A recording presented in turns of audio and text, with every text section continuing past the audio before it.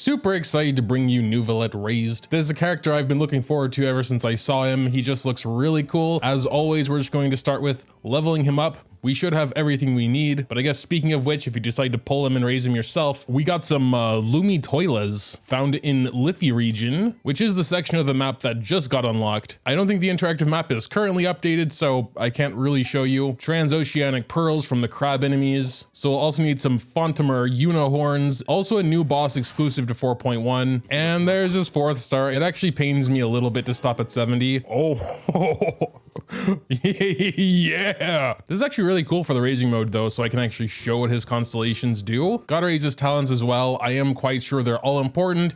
He is a charge attack DPS, so basic. He also does primarily scale with HP. His charge attack there is HP, you know, all the skill damage and ultimate is all max HP. So as usual, we're gonna get these up to 6. So there we go, all talents to 6. Up on screen are the materials he needs for Ascension, as well as the totals all the way to level 90. And here's the same thing, but for talent books and the materials required to get one skill up to level 10. But I'd say now is as good a time as any to do the good old talent and constellation overview. His basic attack is pretty much what you would expect of a catalyst user. His charge attack though is pretty much what his entire kit revolves around. You can just do a quick little charge attack, but to really make use of him, you need to charge it fully until this symbol completes materializing. Once that happens, he'll fire a hydro beam for 3 seconds, of course dealing damage to anyone in its way. The special 3-second beam doesn't consume any stamina, instead it consumes his HP if he's above 50%. So you may have noticed the charging speed for his charge attack is very slow. That's where his skill and burst come into play. Both his skill and burst are relatively simple. They are essentially AoE hydro damage attacks. The important thing is that both of them will generate source water droplets, these little orbs of water, with his elemental skill generating 3 and his burst generating 6. While charging his charge attack, he can move around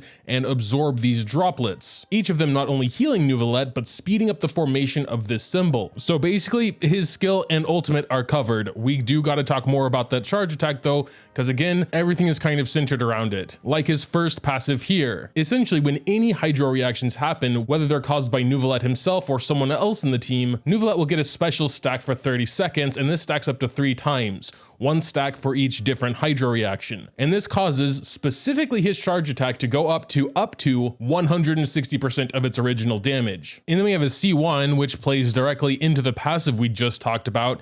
Essentially, instead of needing 3 different hydro reactions for the max bonus, now with C1 you only need 2 reactions. In addition to that, his resistance to interruption will be greatly increased while charging his charge attack and firing his charge attack. I feel like C1 is especially good because beforehand, if you really want to max out that passive and 160% of the original damage for his charge attack, you kind of need to build your team around that, making sure you have lots of different elements to do all those different reactions, and with C1 that makes it a lot easier and opens up team possibilities. C2 is yet another buff for the passive we were just talking about, and of course directly relating to his charge attack. But basically, in addition to the increased damage of charge attack, C2 gives him increased crit damage on his charge attack up to 42%, 14 per stack. C3, once again like Fremine, seeing a normal attack increase, obviously very nice in his case. At C4, you get a free source water droplet every time he is healed, with a cooldown of 4 seconds. C5 increasing his ultimate, and C6 finally is another buff for his charge attack. Basically, while firing his charge attack, he can absorb these source water droplets, and in addition to healing him, he can also extend the duration by an entire second per source water droplet he absorbs.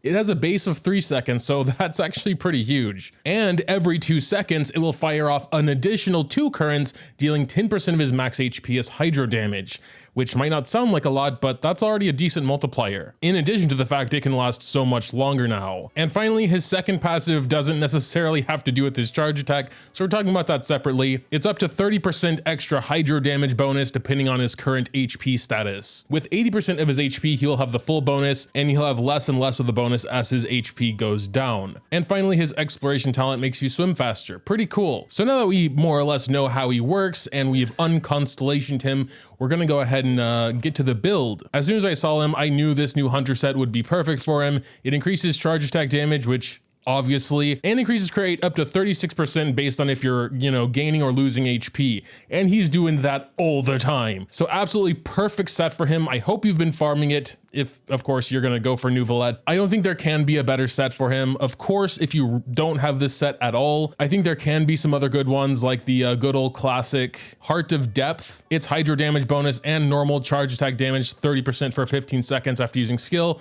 which, you know, he should be doing also to get those droplets. It would be fine, but yeah, you really want to try and get this new set. I could refresh my memory on all the other sets we have in the meantime, but like, I don't see the point. This just seems made for him. Also Linny, I guess, but we're not talking about him today. I'm not going to bore you too much with the build. We're going to give him, you know, the best of what we have raised. Elements Mastery, of course, wouldn't hurt. We are supposed to be doing lots of reactions with him, so of course it should be noted that HP subs are much better than attack subs like this one on Linny here, so we're gonna go for this one, which has a decent amount of crit rate and crit damage. We don't have any HP sands, so we're going to look for one of those. This being the best one with EM and crit damage, so def percent, crit rate and energy recharge, flat def, EM and crit damage, crit rate, come on.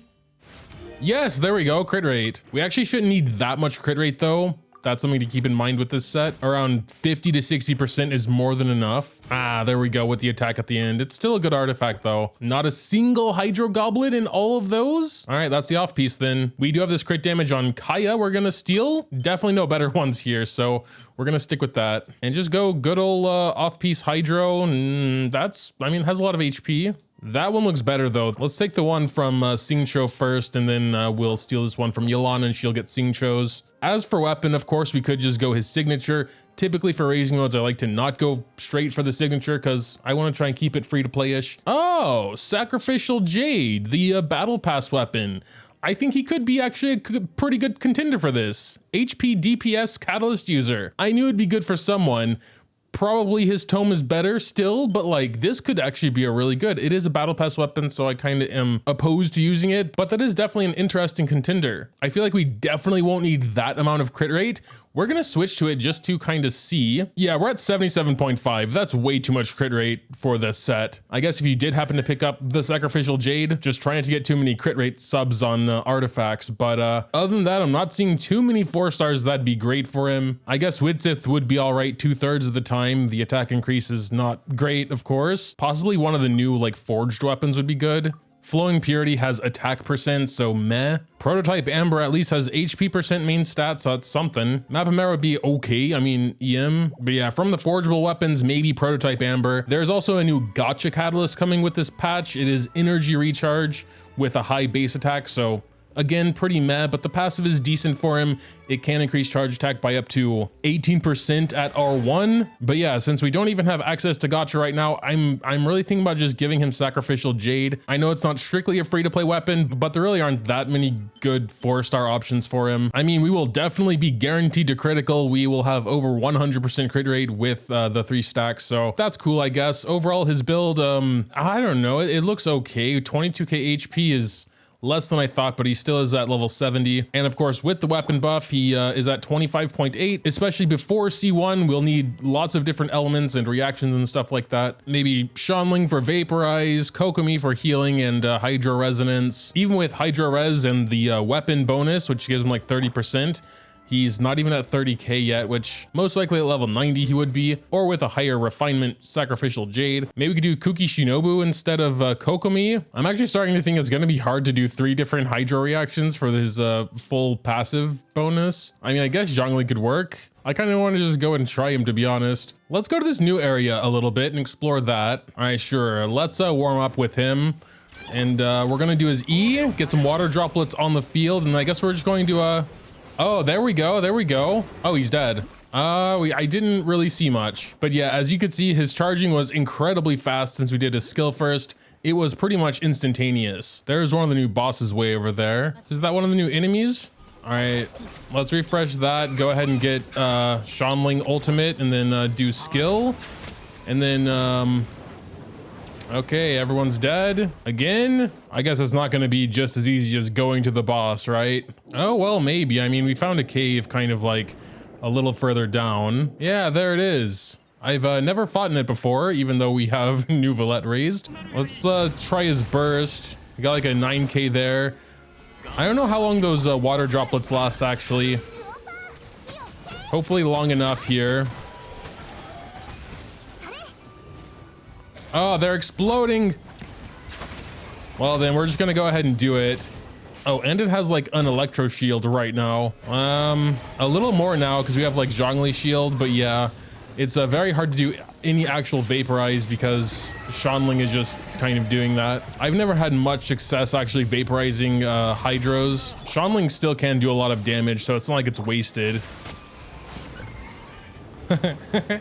I love the beam attack so much though, dude. It's so cool. Well, you know what we gotta do. Good old Masanori. Yeah, we're getting like 10k hits now on Masanori. I think the boss actually had some resistance with that shield, as most enemies do when they have a shield. Oh, I just saw like a 30k from him. I think that was probably a vaporize. Oh, now I know why it takes Shanling forever to get her burst. All right, let's go ahead and give it a full rotation now. Oh, and look, we actually did proc Hydro Crystallize. We have that little crystallize shield. Well, we did. We're gonna start with his ultimate there. 53k ultimate. Then we're gonna do that and just do a charge attack straight away. What do we, okay. Only, that's less than I thought it would be. I mean, we of course weren't really doing any, well, there's a 26k and now they're doing 10k each. We don't have Zhongli's shield anymore, so no resistance down. I mean, he can do that pretty often. Like, you could do E and then charge attack, basically instant charge attack, and then Q and charge attack and instant. And by that time, you know, his E will be off cooldown again. So you could, you know, stay with him for a while if you have a lot of good, like, off-field damage dealers. Well, I guess 10 seconds with Sacrificial Jade. More than that and his buff goes away. Yeah, but you can, like, almost spam his charge attack. And there's still 3 orbs left, so maybe he doesn't actually consume all of them. And seems like he only needs 3 to, complete the symbol. And then of course with C6, you don't even need to stop doing your beam. Every orb will just increase it for a second. C6 sounds absolutely ridiculous.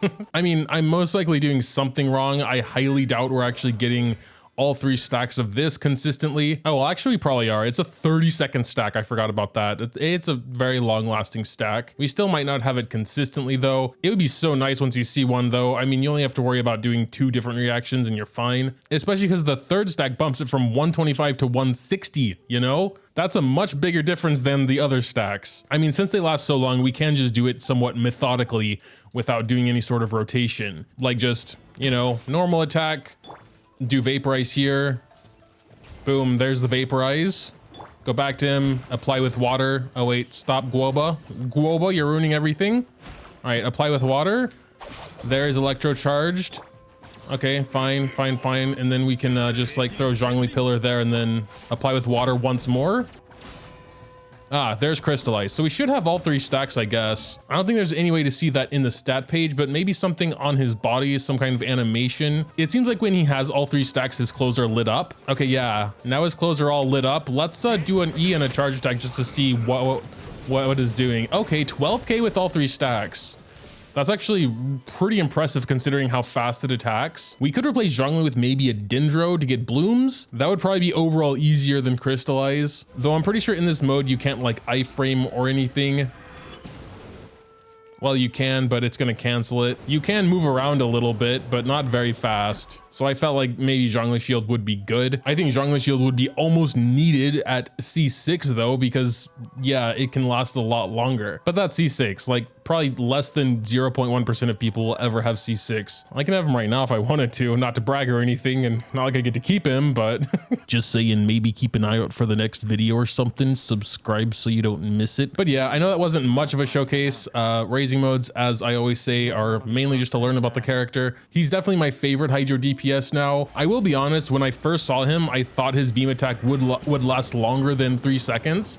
It feels a little short as is, but I guess, you know, with ultimate and skill, you can spam it a couple times. But yeah, I really like him. I think for my own sake, I wouldn't want to use him until he's C1, to be honest, because trying to max out the passive is kind of a pain. I'm sure there are rotations that make it easier without even thinking about it, but it really still does limit your team composition possibilities. Like hell, at C1, you could go for a good old Hyper Bloom team. You have Electro Charge and Bloom. That'll be happening at least once every 30 seconds. But yeah, until C1, you need another Hydro reaction, so it's kind of annoying. I think every Constellation past that is a nice to have. I mean, all of his Constellations are really good until C6, where he really changes again. But I mean, that's true for most exclusive 5 stars. Their C6 kind of changes them in some way, and it really does with Neuvillette. C1 though, again, I don't think I would even want to use him until C1. So when I actually pull him on my own account, I'm definitely getting at least C1. But yeah, those are pretty much my first impressions and what Neuvillette's about. Again, I'm sure there's some better team comp. I think I would really like to explore Hyper Bloom when he's C1. Until then though, make sure to tell me what you think about Neuvillette in the comments down below. Leaving a like or subscribing to the channel if you enjoyed is always greatly appreciated as well. Thanks, as always, for watching, and until next time.